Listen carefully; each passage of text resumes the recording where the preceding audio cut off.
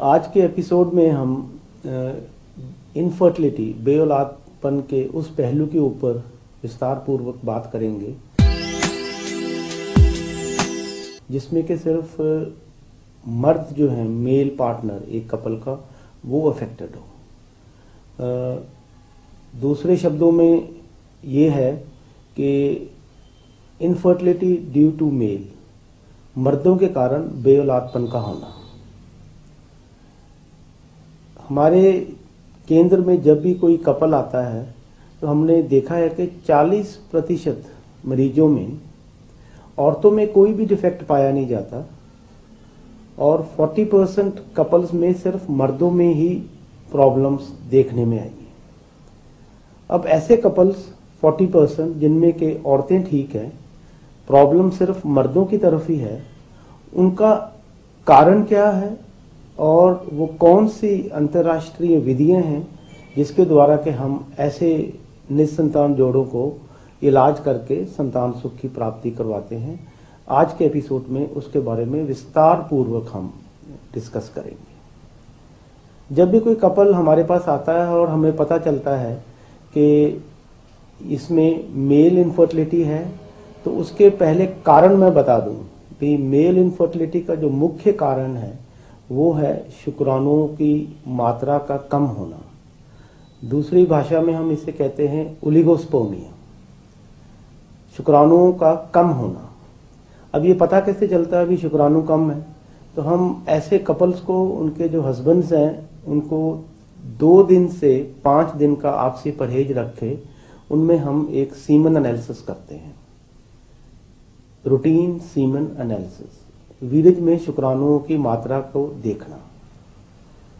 अब ये routine semen analysis हमारे काफ़ी पेशेंट थे जो कहते हैं कि हमने 50 रुपए में करा लेते हैं, 20 रुपए में कराते हैं, लेकिन उसकी रिपोर्ट्स भी फिर उसी लेवल की होती हैं। मैं अपने इनफर्टाइल कपल्स को बता दूं कि एक अच्छे केंद्र से रूटीन सीमन एनालिसिस करने का जो खर्चा है, जो अगर वो अंतर्राष्ट्रीय लेवल पे कर रहे हैं रूटीन सीमन एनालिसिस, जिसको कि हम WHO वर्ल्ड हेल्थ ऑर्गेनाइजेशन के द्वारा जो गाइडलाइंस मिली हैं अंतर्राष्ट्रीय पद्धर पे अच्छे बेऔलादपन के इलाज के केंद्रों को, कि एक वीरेज एनालिसिस, सीमन एनालिसिस कैसे करना चाहिए, अगर उस लेवल पे आप अगर सीमन टेस्ट करें तो उसका खर्चा मिनिमम 100 रुपीज से 400 रुपीज तक होता है, 100 रुपए से 400 रुपया। हमारे केंद्र में हम जितने भी रूटीन सीमन एनालिसिस है वो कंप्यूटर पे करते हैं, इसे कंप्यूटर असिस्टेड स्पर्म एनालिसिस कहते हैं। इससे रिजल्ट्स जो हैं सीमन एनालिसिस के वो 100% परफेक्ट आते हैं। अब अगर शुक्राणु की मात्रा ठीक क्या है वो मैं पहले बता दूं कि नॉर्मल सीमन काउंट होता है, उसमें कम से कम 15 चीजें देखते हैं। हमारे पास जितनी भी रिपोर्टें दूसरे केंद्रों से या लैब से आती है तो उस पर सिर्फ 2-3 चीजें चेक करते हैं वो। नंबर 1 के सीमन काउंट और नंबर 2 मोटिलिटी। जब हम सीमन एनालिसिस करते हैं तो उसमें कम से कम 15 चीजें देखी जाती हैं। सीमन काउंट क्या है, सीमन मोटिलिटी क्या है, रैपिड लीनियर प्रोग्रेसिव स्पर्म्स जो कि रियल स्पर्म्स हैं जिनके द्वारा ही संतान या फर्टिलाइजेशन होनी है वो क्या है, स्पर्म मॉर्फोलॉजी, शुक्राणुओं का बनतर, ये एक बहुत ही महत्वपूर्ण टेस्ट है स्पर्म मॉर्फोलॉजी। इसके बिना हमारे पास अगर 100 रिपोर्ट्स आई दूसरे केंद्रों की तो 80 से 90 में स्पर्म मॉर्फोलॉजी के बारे में कुछ भी लिखा नहीं होता, जबकि ये एक बड़ा इंपॉर्टेंट फैक्टर है प्रेगनेंसी के लिए। स्पर्म मॉर्फोलॉजी के अलावा sperm viability, sperm migration, sperm survival, उसका पीएच, ये सारी चीजें हम यहाँ विस्तार पूर्वक देखते हैं जो कि एक बहुत ही महत्वपूर्ण रोल प्ले करते हैं प्रेगनेंसी के लिए। नॉर्मल काउंट जो है वो 20 मिलियन पर ml और मोटिलिटी एक्टिव स्पर्म्स कम से कम 50-60% से ऊपर होनी चाहिए, और जो मॉर्फोलॉजी स्ट्रक्चर है वो 35% नॉर्मल मॉर्फोलॉजी होनी चाहिए एक रूटीन सीमन एनालिसिस में। अब अगर हमें पता चले कि शुक्राणु की मात्रा कम है, तो अगर 20 मिलियन से कम आ रही है और मोटिलिटी भी 50% से कम है तो इसको हम ओलिगोस्पर्मिया की कैटेगरी में ले जाते हैं, शुक्राणु की मात्रा का कम होना।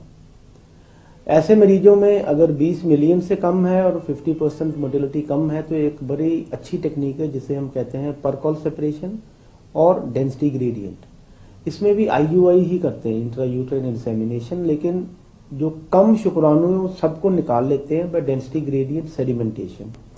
इस विधि की उपलब्धि सबसे पहले हमारे केंद्र में ही हुई थी, आज से 15 साल पहले। अगर शुक्राणु की मात्रा 10 मिलियन है और मोटिलिटी भी 50% के करीब है या 50% से कम है तो ऐसे मरीजों को हमें लेके जाना पड़ता है IVF, in vitro fertilization, test tube baby. अब टेस्ट ट्यूब बेबी में मेल कारणों के कारण मर्दों में शुक्राणु की मात्रा कम है तो 20 से 25% मरीज इस सुविधा पे IVF पे चले जाते हैं। लेकिन अभी देखने में आया कि ऐसे मरीज भी हैं जिनमें के शुक्राणु की मात्रा मिलियंस की बातें कर रहे थे। अब हम का बात करेंगे भी नाम मात्र शुक्राणु है, वीरज में फ्यू थाउजेंड्स, फ्यू हंड्रेड इतने ही शुक्राणु है। तो ऐसे पेशेंट्स को पहले तो डोनर स्पर्म प्रोग्राम पे जाना पड़ता था भी किसी और के शुक्राणु लेके संतान सुख की प्राप्ति करनी। लेकिन पिछले 10 वर्षों से एक बहुत ही महत्वपूर्ण विधि हमारे मुल्क में आ गई है जिसे कहते हैं ICSI, intracytoplasmic sperm injection, ICSI।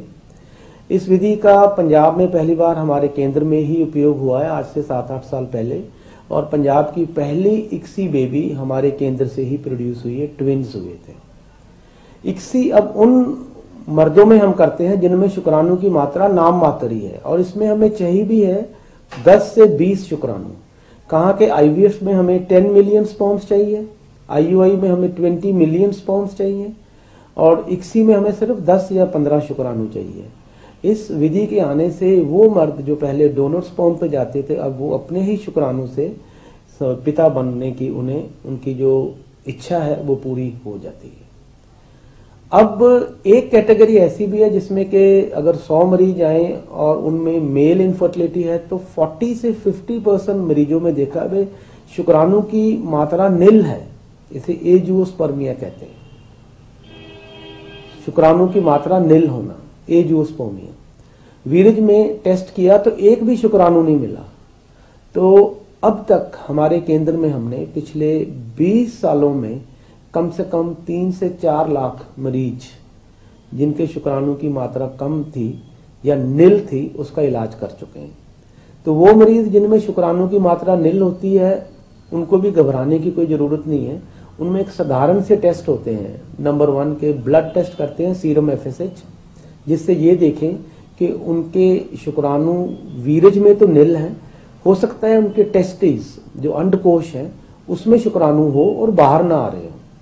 तो ऐसे मरीजों में ये एक ब्लड टेस्ट सीरम FSH करके देखा जाता है। अगर उसकी मात्रा नॉर्मल आ जाती है तो फिर हम एक टेक्निक है FNAC, फाइन नीडल एस्पिरेशन। तो इसमें हम एक नीडल डाल के उसके टेस्टिस में से तो ये देखते हैं कि उनके अंडकोश टेस्टिस में शुक्राणु है कि नहीं। अगर हमें उसके अंडकोश में से शुक्राणु मिल जाते हैं तो हम इन शुक्राणुओं को अंडकोश से निकाल के ICSI विधि द्वारा संतान सुख की प्राप्ति करवाते हैं। तो ऐसे मरीज जिनके के शुक्राणु वीरज में निल हैं और अंडकोश में हमें शुक्राणु मिल जाते हैं, पहले ऐसे मरीजों को सीमेन बैंक में जाना पड़ता था क्योंकि ICSI विधि का सुविधाएं उपलब्ध नहीं थी उत्तरी भारत में। लेकिन अब पिछले 10 वर्षों में हमारे केंद्र में माइक्रो मैनिपुलेटर मशीन के आने से ICSI विधि द्वारा हम वो मरीज जिनके शुक्राणु वीरज में निल है लेकिन उनके अंडकोश में नीडल के द्वारा शुक्राणु बाहर निकालने की जो विधि है उसको पीजा मीजा टीजा कहते हैं।